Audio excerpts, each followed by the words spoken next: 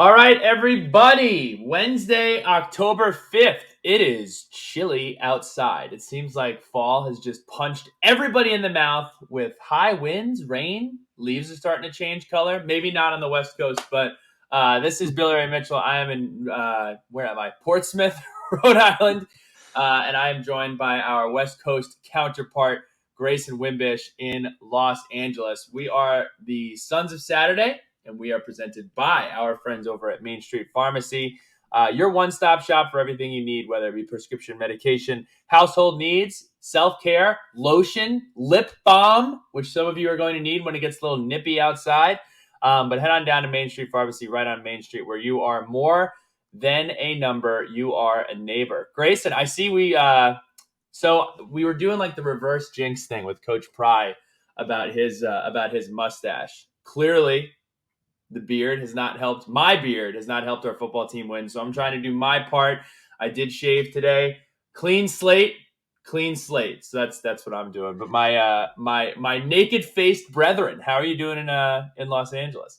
I'm doing well, and I'm infinitely jealous, babyface Bill, of the foliage. I saw your pictures on the timeline yesterday from you and going on that little hike. Little hike. It was 26 miles. Yeah. So I'm going to give you your flowers.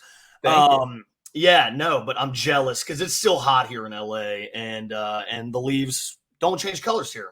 It's on fire. So, that's the only color I get. So. Yeah, that's what you do when you're unemployed, man. I went for I woke up in the morning and I said, "Hey, what weird thing can I do today?" And I was like, you know what? I'm gonna walk a marathon. So I walked 26 miles. It was awesome. Went to some state parks. Exhausting. I don't know why people run those. But anyway, let's jump right into our Pitt preview.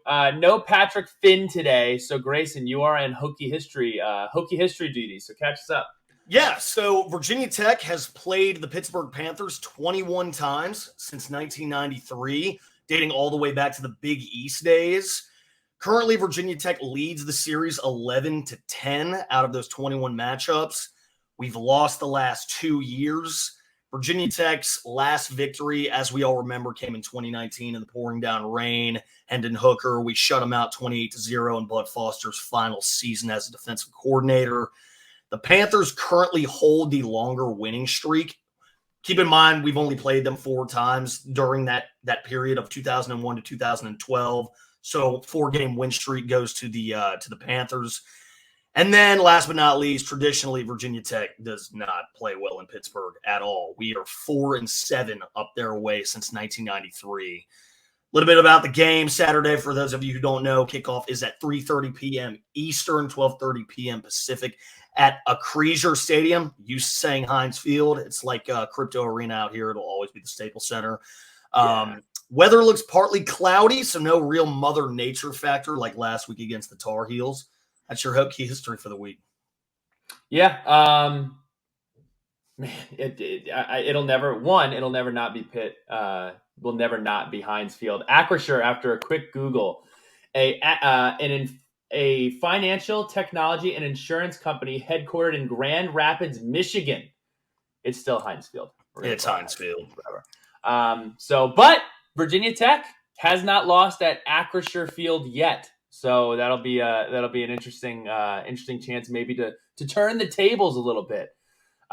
Pittsburgh season so far, they stand 3-2 with their only losses coming against Tennessee. Tennessee has a really, really good quarterback. If you haven't watched any of his games, he's really good.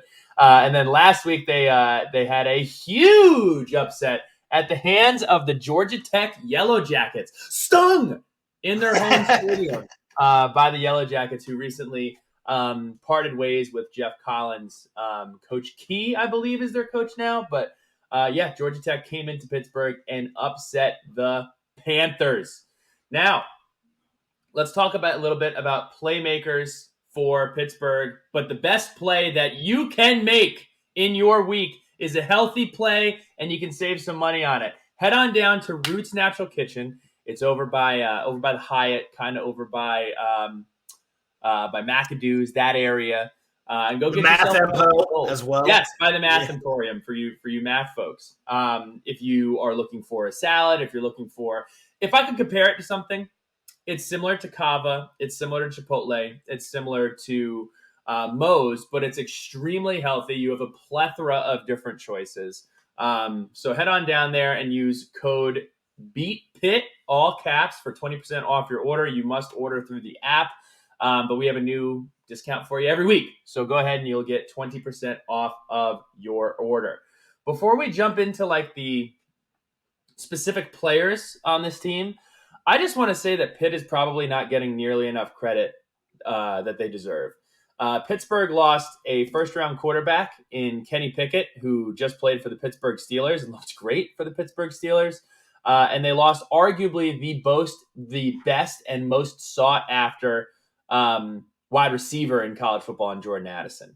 Both of those players leave. Most teams would be reeling, looking for their next move. Pittsburgh has not skipped a beat. Pittsburgh still looks good. And I'll say this. Pat Narduzzi is the ultimate that's our guy. He reminds me a lot of Marcus Smart on the Boston Celtics. He reminds me a lot of Dax Hollifield on the Virginia Tech Hokies. If he's your guy, you love him. If he's not your guy, you love to hate him. But Narduzzi has done a really, really good job at Pitt. He deserves a lot of credit for building that program and also putting this program in a position to still succeed after those top-notch players left the program. I do like that because I'm sure if I were a fan of the Pittsburgh Panthers, I would love Pat Narduzzi, but I'm not, so I hate him. But to that point, Billy Ray, they have arrived at a place where their next man up is going to be good. It is going to make an impact, is just as capable as the Kenny Pickett's and the Jordan Addisons of the world. Guys like their quarterback, Keaton Slovis, running back Israel. I don't want to butcher this. Abani Kanda, I believe is how you pronounce it, and wide receiver Jared Wayne are immediately who come to mind. They got playmakers, especially on offense. So Saturday should be interesting, no doubt. Yeah, let's talk a little bit about the offense specifically. They have a very balanced attack. It's almost exactly 50% run, 50% pass. They are a pro-style offense. And then to go in a couple more details, Grayson, go ahead and get us started with the playmakers from Pitt. And Keaton Slovis will be the second USC transfer that we are seeing this year after JT Daniels from West Virginia, who was also a transfer from USC. The USC quarterbacks are littered across the country. So true. So this is the latest one in the saga of Virginia Tech versus USC quarterbacks. It's like they made a trade, Jordan Addison for Keaton Slovis. And it's working out for both parties. It is, no doubt. Slovis is 76 for 120 attempts for 997 passing yards on this season through week 5. He's a playmaker. He's a hell of a quarterback. He's going to do some damage on Saturday. You have to anticipate that. Then there's Israel Abanikanda, 510 rushing yards through week 5, is averaging 5.5 yards per carry. That's pretty good. You run the ball 20 times, you're going to score less than that. Yep. Very, very good. And then last but not least, Jared Wayne, 354 total receiving yards on only 19 catches and is averaging 18.6 yards per reception. That is ridiculous. Mm-hmm. Those three are the out front offensive danger to our defense. Our defensive secondary got cut up last week against UNC. So I'm very curious. Number one is who's going to be covering Jared Wayne because they're going to be going to him a lot. Yeah, we can switch before we switch over to the defense. Just to give you a lay of the land, Pittsburgh is always huge. That has not changed from left tackle to right tackle. This is the depth chart that I was able to find. Left tackle Carter Warren, 6'5", 325. Left guard Marcus Minor, 6'4", 325. Center Owen Drexel, 6'3", 305. Right guard Jake Cradle, 6'3", 305. And then right tackle Gabe Huey, 6'6", 325. And what is the one thing that I can see through all of these names? Ready? Redshirt senior, graduate senior, redshirt senior, redshirt senior, redshirt senior. That is a lot of experience, and that is a lot of size on that offensive line.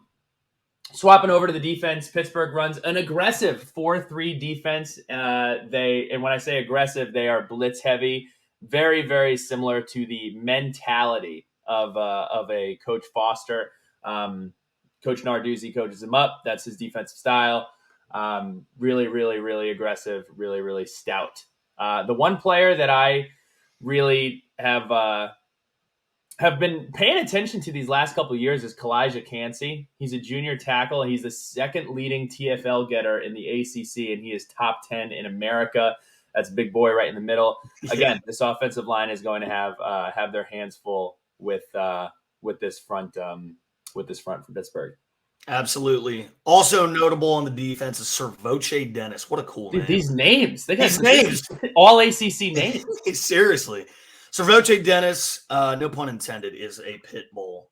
He's the leader of the Pittsburgh defense. He has 3 sacks this season, 14 solo tackles, has been on a combined 35 total stops for the Pittsburgh defense, and his 3 sacks combined for a total loss of 25 yards. He's going to be the guy out there. He's their Dax Hollifield. He's going to be out there calling the defense, making the adjustments.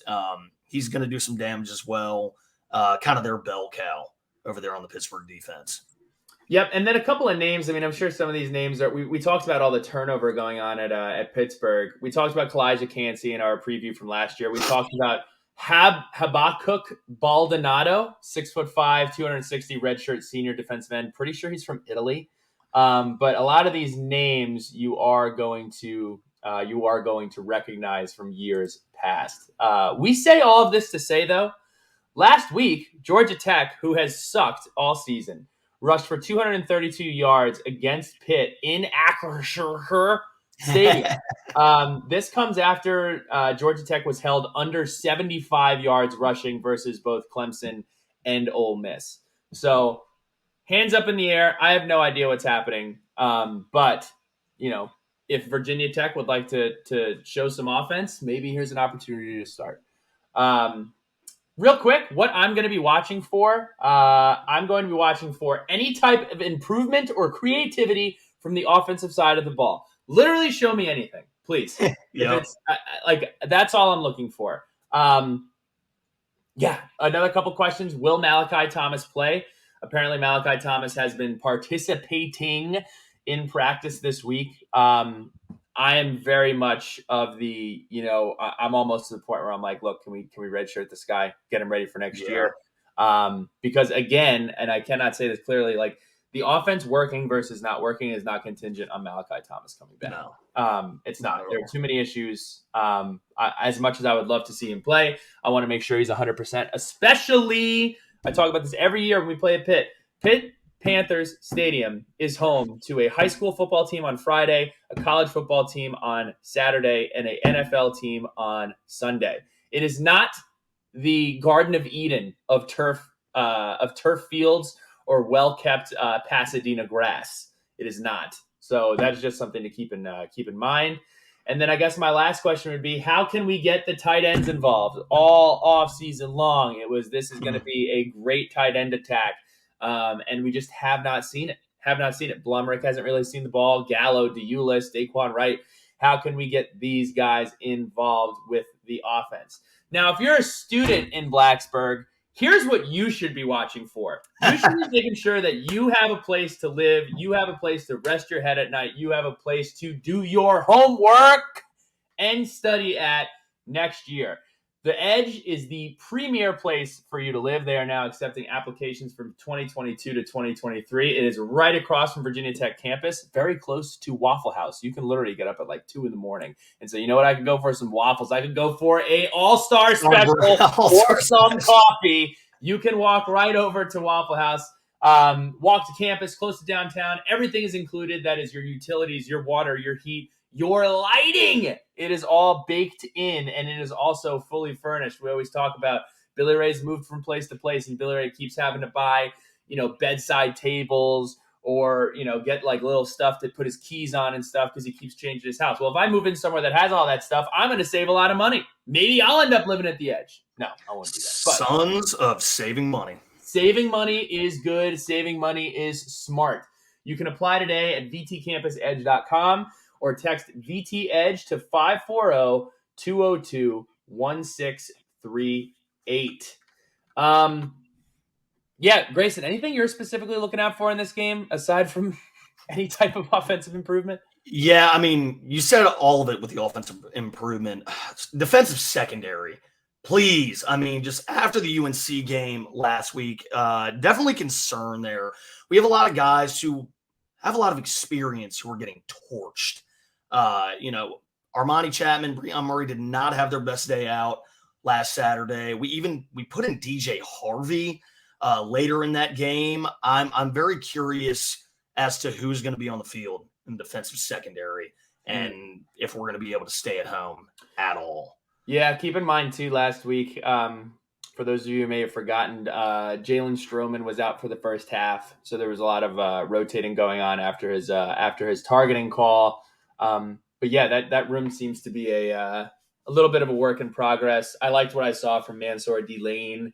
I know we have a lot of youngsters in that room, so look, I think it's important to make sure that we're getting young guys reps, making sure that we're preparing for the future here. And like, it doesn't mean preparing for the future doesn't mean waving the white flag on this year. At the end of the day, I want the best guys on the field, but I also want to like be able to say, okay, is this somebody that we can trust and that we feel confident in that can play this position next year? Or is this something, is this a specific position, specific area, specific room that we're going to need to go pretty hard in the portal in? So, those are the types of questions that you want to answer moving forward. Before we get into the lines and our predictions here, we do have one letter from the lunch pail. And I did not. It comes from Matthew Parnell. Look at that. Tabs are awesome. How do y'all think the offensive line will hold up to Pitt's defensive line? Does the streak of games without a shutout end this weekend? Thanks for writing in, Matt. Upon rewatching the film, I think our offensive line played marginally better last week. Again, marginally better than really bad does not make us good. So I'm not really sure how we'll hold up against this Pitt defensive line. They are experienced. They've been there for a while. Low center of gravity guys. I think both of their defensive tackles come in at like 6 foot. Let's take a look here. So Baldonado at defensive end is 6'5", 260. Cansey 6 foot 280. David Green, 6'1", 280. Those are the worst, man. These guys that are 6 foot or 5'11", 6'1", really tough to get your pad level below them. And then also Deslin Alexander, 6'4", 275. So real low center of gravity guys that are disruptors. That's what we're going against here coming up. So I guess to answer your question, what you just beat around for 5 minutes is no, I'm not extremely confident in that regard. I will say that I don't believe the shutout streak or the non-shutout streak is really. We'll score points. We'll get a field goal. It is really hard to. It is very difficult to get shut out in the age of football that we see now, with how many possessions there are, how many plays you're running, how good Will Ross is. Will Ross probably maybe the best player on the football team. He's probably scored the most points this season. Oh, he absolutely has scored the most points this football season. So those are my thoughts on that, Matt. Thanks for writing. I think Matt's a first-time writer-inner. So shout out to Matt. Let's jump right into the lines for the game. It is going to be, as you said, Grayson, 63 degrees for a 3:30 kick. Doesn't get better than that, Grayson. No, 3:30, that's football degrees. Come on, man. That is as good as it gets. If you are looking to watch this game, it is on ACC Network, and Virginia Tech is 14.5-point underdogs. 14.5. That is fair. Oh, I agree. It's fair. Just not fun to vocalize. Not a fun vocalization process. The over-under is set at 42 points. But before we get into our score predictions, we're going to go over some of the lines from our guy Grant Watson. Johnny on the spot. He says Daquan Wright, receptions 4.5. Over or under. I love Daquan Wright. I would love for him to get 4.5 receptions or 5. I just have to say under because he has 4 receptions all football season. I do believe this is going to be a run-heavy game. I'm hoping we're trying to keep the ball out of Pittsburgh's hands. But again, as Coach Pry said, this is kind of the point in the season where you're evaluating: do I redshirt this guy? What do we do? So I'm going to go under. 4.5 is a little high for me. I'm with you, Bill. I'm taking the under here because I hope this is the game where if we do go in the air, we get the tight ends involved and a lot of them, not just one. I want to see Nick out there making plays, Drake making plays, Daquan making plays. So I don't think he'll have 4 receptions. Hokies total yards, 289.5. To quote Reggie Jackson, is it? I think it's Reggie Jackson from American Idol. It is a no from Randy Jackson. It is a no from me, dog. That is. I want to get on here and say this. I don't. I'm not coming on here to be negative. I just need to see something different from our offense. If I see something, I hope more than anything in the universe that I am proven wrong. David Hale came on this very podcast a week ago and felt very comfortable that we would get 385 or 350 yards of total offense, and we didn't come close. So, yeah, I don't know. I'm not seeing it. By the way, Reggie Jackson, Mr. October. You're a baseball fan, Bill. I know. I was thinking in my head, I was like, do they have the same name? But I guess no, I got you. With all due respect, Grant, no shot we get over 289.5 yards. We've scored a combined 20 points against UNC and West Virginia's defenses, both of which are, on paper, not great at all. West Virginia's defense gave up 38 points to the Texas Longhorns last week. UNC's defense gives up points to everybody. They give up points to everybody except the Hokies, apparently. So no way. It's not going to happen, with all due respect. So here's an interesting one. Virginia Tech first half total points scored 9.5. On paper, you're probably like under, but Virginia Tech scores most of its points in the first half. I believe against West Virginia, we had 10 points going into halftime. And against North Carolina, we also had 10 points going into halftime. I'm going to go under again because the analytics, I saw some analytics that Sam Jesse sent him over. If not, I apologize to whoever did. But Virginia Tech, based upon analytics, and I don't know where this math comes from, but it's definitely more well-researched than whatever number I'm going to say, has us predicted to score like 4.17 points against Pitt. So yeah, I would like to score 9.5 points total on Saturday. Grayson. Yeah, given the performance, I just said it in the last 2 weeks, I don't see it happening, especially in the first half. If anything, we'll probably get a field goal. But I do want to say this really quickly because we didn't address it earlier. Speaking of the first half, I know it's Pittsburgh, but letting the other team score in the last 2 minutes before the half, I hate it. It's got to stop. It has got to stop. And for the record, this transcends Pry, Fuente. It goes all the way back to the Coach Beamer era. As a Hokie, seeing it every week, I'm like, it makes me grit my teeth. And now I'm, losing my teeth because of that. It's got to stop. But no, we are not scoring 9.5 points in the first half. Sorry for the little side rant, but it's just not happening. I got to say, this has to be very similar to how whatever the Georgia Tech podcast pregame must have been for the Pitt game. So Again, maybe I'm proven wrong.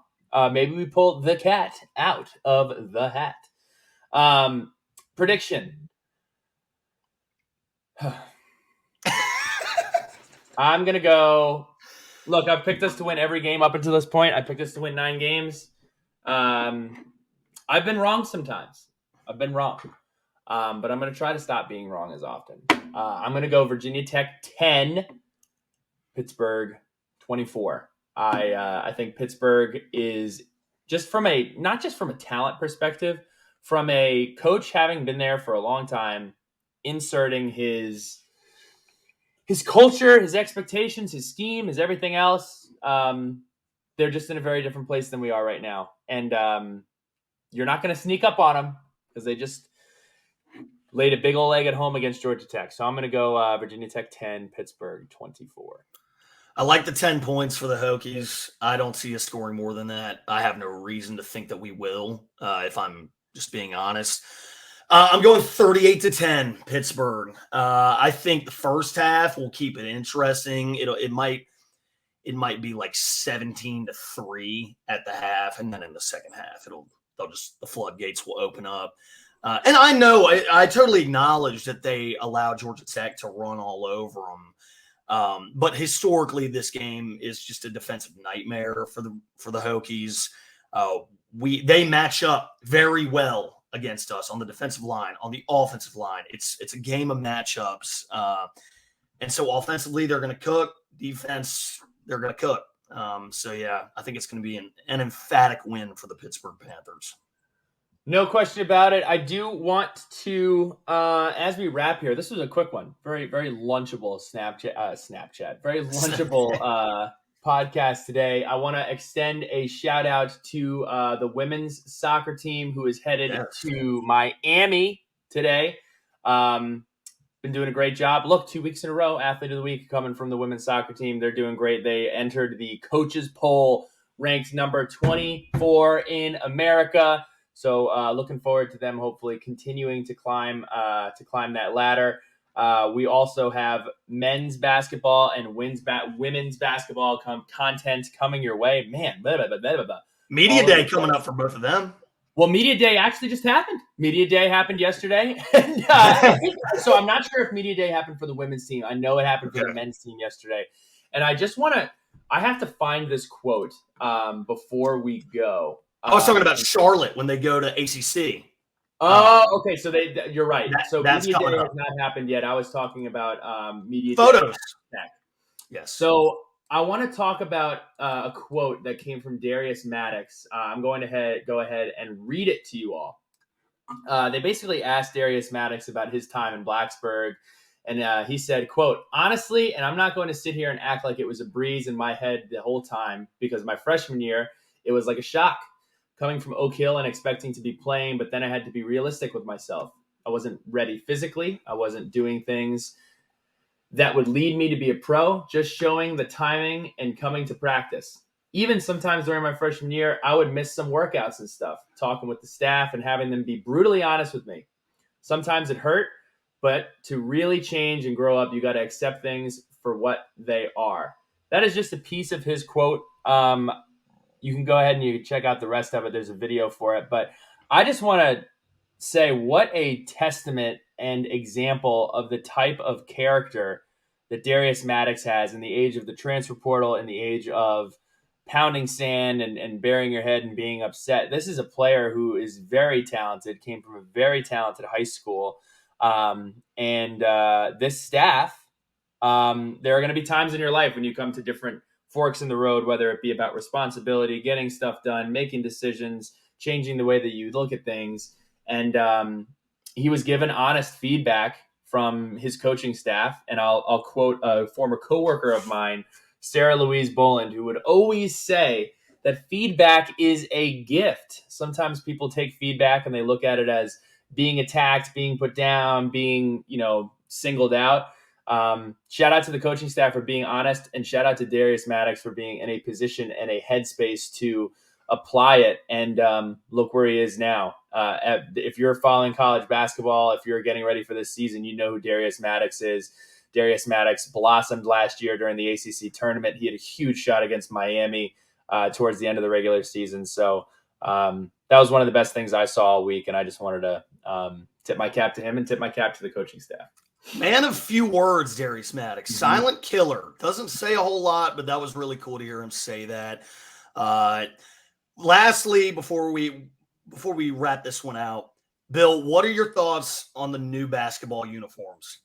So I thought they looked horrible when they weren't being worn by anybody. On the pictures. On the pictures that they released, because they were like, the colors were really contrasted. I didn't really get it. And then when I saw the pictures of the actual players wearing it, the contrast looked less. I guess what bothers me is the top 12 or 10% of the jersey is the maroon that we all want. Is it not? Right. That's the maroon that we're looking for. I don't understand why all of our stuff can't look like that. But I do like it more on person than I did. This sounds weird. I liked it when the players were wearing it more than the edits that they put out. The one thing I guess is that little stripe thing that they have on the pants that goes up. it's a little different, and they have the two Yeah. BT logos on both sides. I liked our old jerseys. I'm fine with it. Just win. I really don't. Just win. I would have loved to have seen the women's basketball team script. Right? I mean, the Lady Hokies got such cool. They need to sell them. I'd buy it. They do. I'd buy one. I would buy it. That logo, that cursive on just a maroon crew neck would look amazing. Either that or like even a T-shirt. Oh my gosh, gotta do something there. But I'm really excited about both teams. Both teams have some great personalities, great players, lovable coaching staffs. So really, really excited about that. And Ed Williams and Mike McDaniel, if you're listening, we're excited to listen to you on the Hokie Hoops podcast. But that's a podcast. That's everything that we have for you. Wednesday, October 5th. I'm going to go for my third walk of the day. Grayson, what's up with you for the rest of the afternoon? Got to go on a run. Got a meeting at 3:30. Then I got to go to work. So busy day. That's a podcast. We will talk to you all soon, hopefully, to talk about our win at Atkinson Stadium. Speak it into existence, baby. Talk to you all soon.